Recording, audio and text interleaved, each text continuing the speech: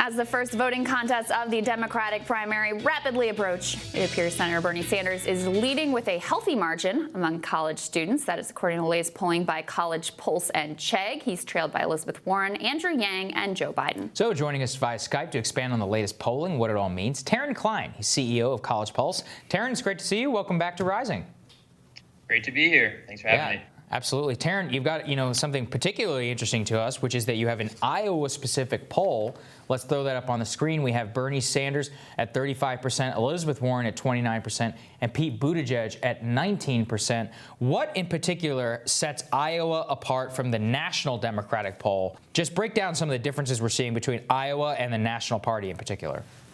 Yep, absolutely. And to give some context to where this data is coming from, College Pulse is a research analytics company, and we've built the largest database of college student opinion. We are polling over 280,000 students from all 50 states. And we teamed up with Chegg, a leading student learning platform, to build the first ever college student election tracker.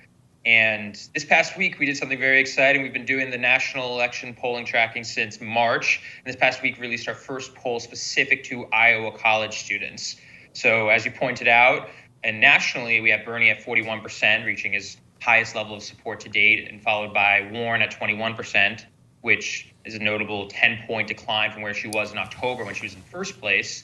And then in the fight for third place, we have Andrew Yang at 12%. But while nationally Bernie has a healthy lead, in Iowa, the race is actually a lot closer. So it's 35% versus 29%.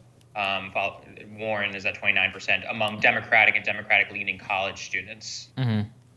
And do you see a difference in the issues that college students care about nationally versus in Iowa? What do you think accounts for that difference in the polling between Iowa versus the national picture?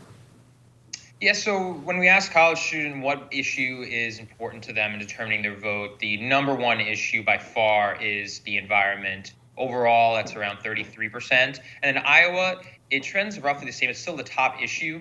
But what we do see is that income inequality is by far the second most important issue among Iowa college students. So it's at 25%, while nationally it's polling around 10 to 12%. So with an issue like income inequality being most important, it's no surprise that the progressive candidates are pulling away with over 2/3 of the vote. Yeah, and so, the other thing, Terren, what is the precipitous drop with Elizabeth Warren? You said minus 10 points. Over what time period has she dropped by 10 points amongst college students? Yeah, it's been pretty gradual. It started in October 15th. She was polling at 31% to Sanders' 28%. And now she is down to, what are we looking at? We're looking at 21%.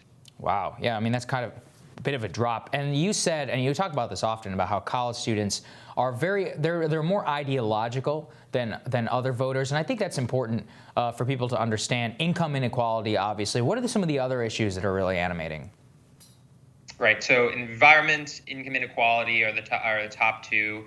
And then we have, those are really, and then, the third, fourth, fifth, sixth are all within the same range of 8 to 10%. That's, reproductive rights, immigration, and gun control are some of the ones that fall behind income inequality and the environment.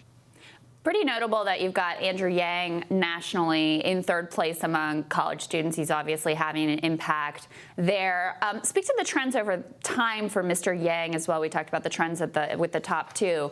Has Andrew Yang been seeing a steady increase? Has he been mostly stable? What does that look like? Right. He was off the map when we started this tracker back in March. So for him to be at 9% right now, it's been a steady increase. But looking at Iowa, we do see Buttigieg in a solid third place at 19%, followed by Yang at 9%.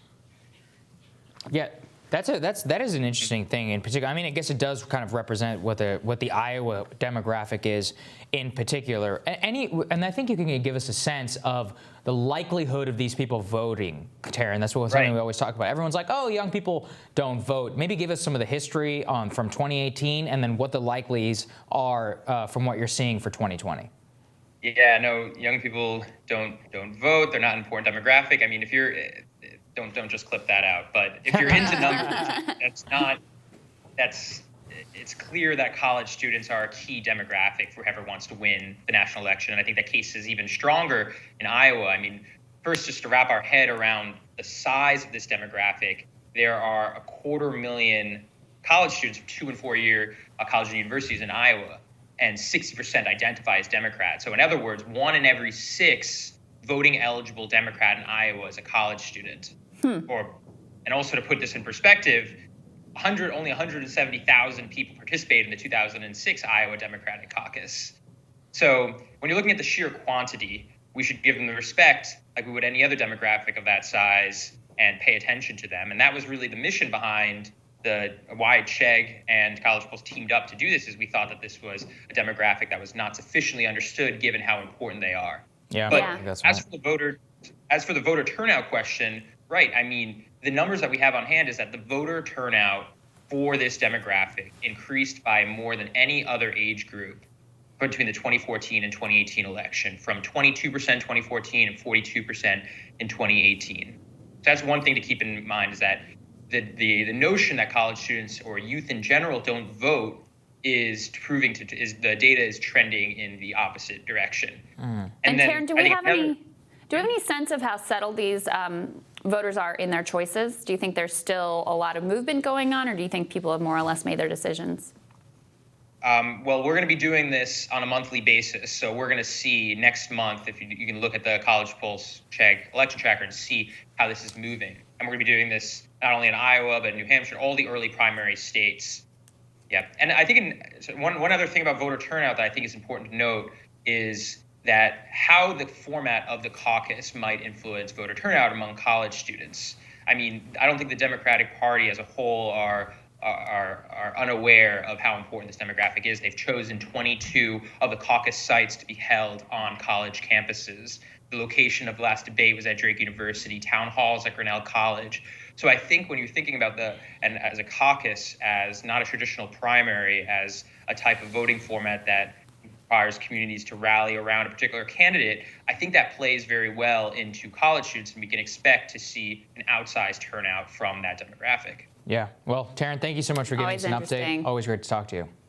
Great to be here. Thank you. Next on Rising, Hill reporter Alex Gagatano. She discusses her reporting on big pharma donations in the 2020 race. That's next.